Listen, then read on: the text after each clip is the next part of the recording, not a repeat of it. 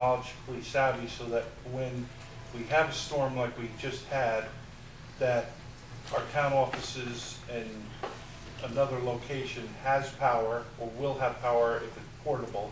Also a way of communicating other than just a phone line, and have cell coverage, new computer system that will allow us to communicate and move out of a spot that has been designated unsafe and moving an office.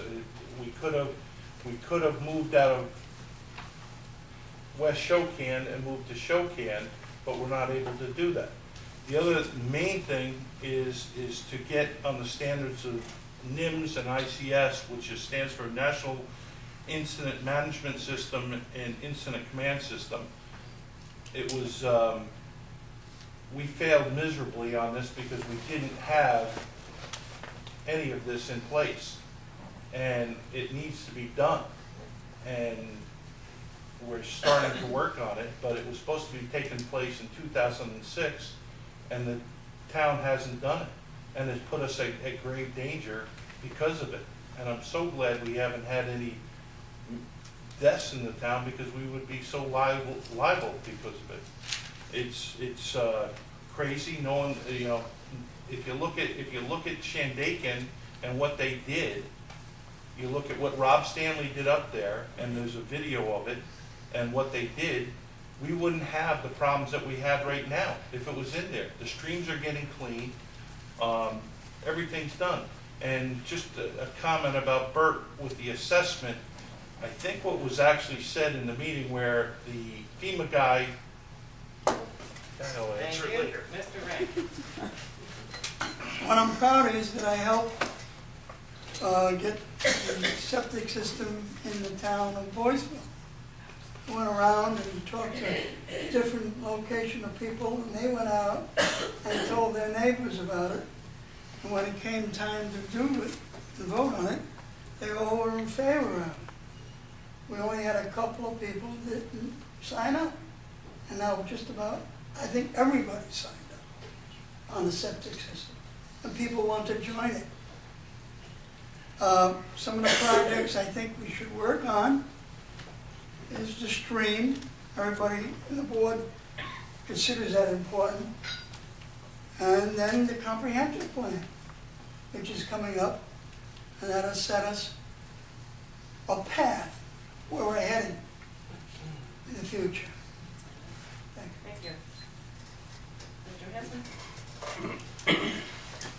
Communication is the key to everything, and I think this town is lacking when we don't have cell service on the backside of our mountain, on the other side of the reservoir.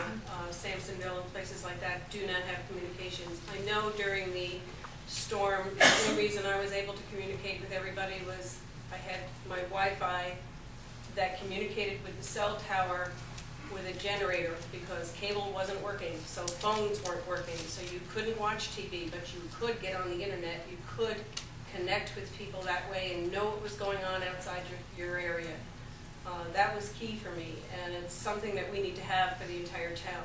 Cable's great, but we need to have the towers, and we need to have that communication ability throughout the town.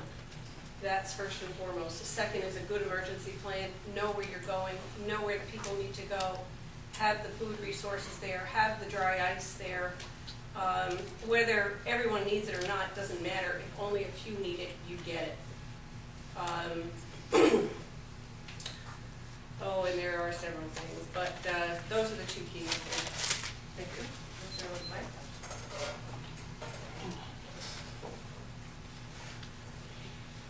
I actually did read that question again. Sure, I think we're starting a bit long. What projects would you like to accomplish in your first term, or if returning, and what project are you most proud of? The project that I'm most proud of course, didn't come in the last 2 years, but that's the senior citizen housing down in Olive Bridge. As far as what I would like to see, I did want to comment on this NIMS thing.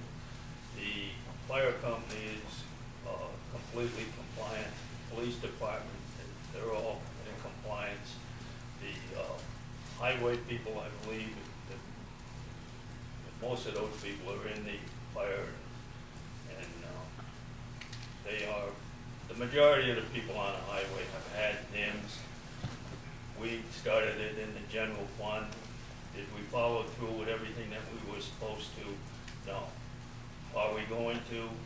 We have Sergeant Palaco has been up here twice since the storm, and we're setting up classes that will take place right after election. And the reason is right after the election, and one of the reasons that NIMS has gotten sort of a backseat, not just here, but in other towns, is because it's an 8-hour course and more, and something that you have to keep up on. And if people come and go, it just seems like a waste of time. But it's an important thing. It's been sold altogether different than it was in the beginning because of the storm, and I'm all for it.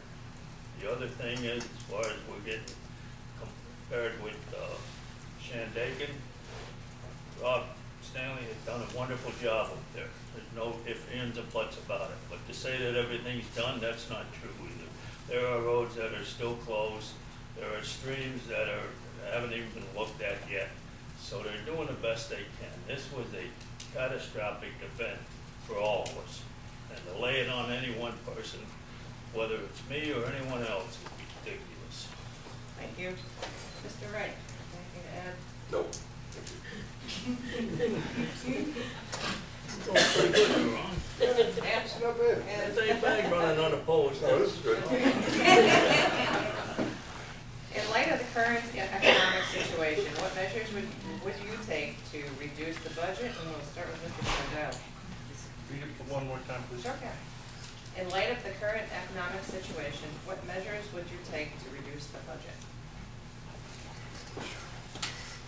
Reduce the budget, I would look at the unexpended balances that we carry over year to year.